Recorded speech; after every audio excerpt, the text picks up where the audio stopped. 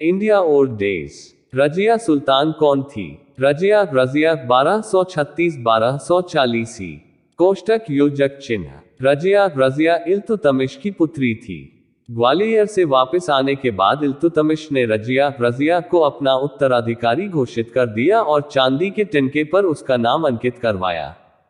इल्तुतमिश की मृत्यु के बाद 30 वर्षों का इतिहास सुल्तानों व अमीरों के बीच सत्ता के अधिकार के लिए संघर्ष का इतिहास था।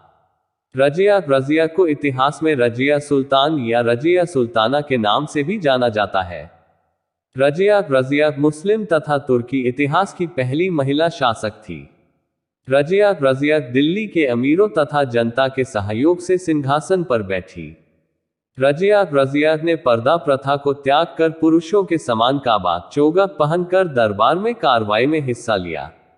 रजिया रजिया के काल से ही राजतंत्र और तुर्क सरदारों के बीच संघर्ष आरंभ हुआ।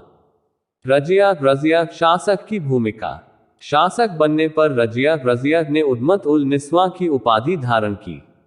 रजिया को भी मलिक मोहम्मद सलारी बदायूं कबीर खां एयाज मुल्तान मलिक जानी लाहौर मलिक सैफुद्दीन कूची हांसी जैसे इक्तेदारों का सामना करना पड़ा, लेकिन रजिया ने अपनी चालाकी व कूटनीति से इनमें आपसी फूट पनवा दी तथा विद्रोह समाप्त कर दिया। रजिया रजिया के समय 1236-37 में रणथंभौर का अभियान हुआ। रणथंभौर का किला क्षतिग्रस्त किया गया, लेकिन जीता नहीं जा सका। रजिया रजिया ने तुर्कान ए चहलगामी की समस्या का सामना करने के लिए अपने वफादारों को उच्च पद देना शुरू कर दिया। मलिक मुहाजिबुद्दीन वजीर, सैफुद्दीन ऐबक वहतूब सेनाधिकारी, कुतुबुद्दीन हसन गौरी नायब सेनापति, इख्तियारुद्दीन एदगीन अमीर ए हाजिब, मलिक अल्तुनिया तबरहिंद भटिंडा का इख्तियार था। कबीर खां एयाज लाहौर तथा मुल्तान का इख्तियार था।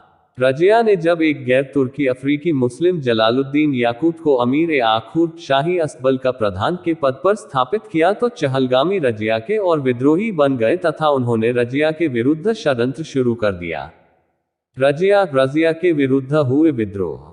1238 में कबीर खां एयाज ने विद्रोह कर दिया, जिसमें तुर्कान ए चहलगामी का समर्थन व सहयोग भी शामिल था। रजिया ने कबीर खां एयाज को दरबार में बुलाकर धोखे से मार दिया। इस कदम से चहलगामी अत्यधिक आक्रोशित हो गए।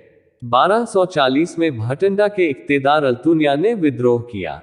इस विद्रोह को दबाने के लिए रजिया ने दिल्ली से बाहर विद्रोह किया, लेकिन रजिया पराजित हुई तथा अल्तुनिया ने उसे गिरफ्तार कर लिया। इसका लाभ उठाकर चहलगामी ने इल्तुतमिश के दूसरे पुत्र मुइजुद्दीन बहराम शाह को नया सुल्तान बनाया। रजिया की मृत्यु। रजिया ने अल्तुनिया से विवाह का प्रस्ताव रखा व दिल्ली पर आक्रमण की योजना बनाई, लेकिन रजिया व अल्तुनिया की संयुक्त सेना पराजित हुई और वापसी के समय 13 अक्टूबर 1240 को कैथल हरियाणा में कुछ डाकुओं ने अल्तुनिया व रजिया की हत्या कर दी। रजिया के पतन के कारण। रजिया के पतन के दो प्रमुख कारण थे।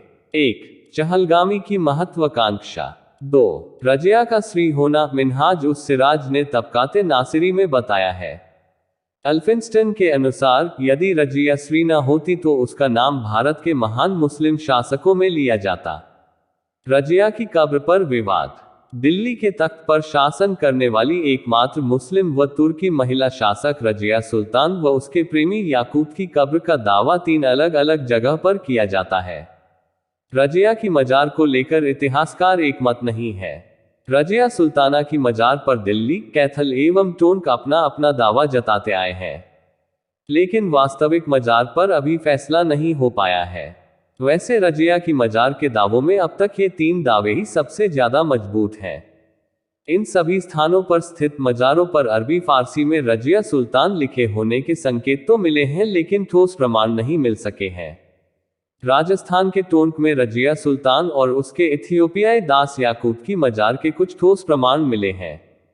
यहाँ पुराने कब्रिस्तान के पास एक विशाल मजार मिली है, जिस पर फारसी में सल्तने हिंद रजिया उकेरा गया है। पास ही में एक छोटी मजार भी है जो याकूत की मजार हो सकती है। अपनी भव्यता और विशालता के आकार पर इसे सुल्ताना की मजार करार दिया गया है। स्थानीय इतिहासकारों का कहना है कि बहराम से जंग और रजिया की मौत के बीच 1 माह का अंतर था। इतिहासकार इसे एक माह को चूकवश उल्लेखित नहीं कर पाए और जंग के तुरंत बाद उसकी मौत मान ली गई। जबकि ऐसा नहीं था। जंग में हार को सामने देख याकूत रजिया को लेकर राजपूताना की तरफ निकल गया। वह रजिया की जान बचाना चाहता था, लेकिन आखिरकार उसे टोंक में घेर लिया गया और यहीं उसकी मौत हो गई।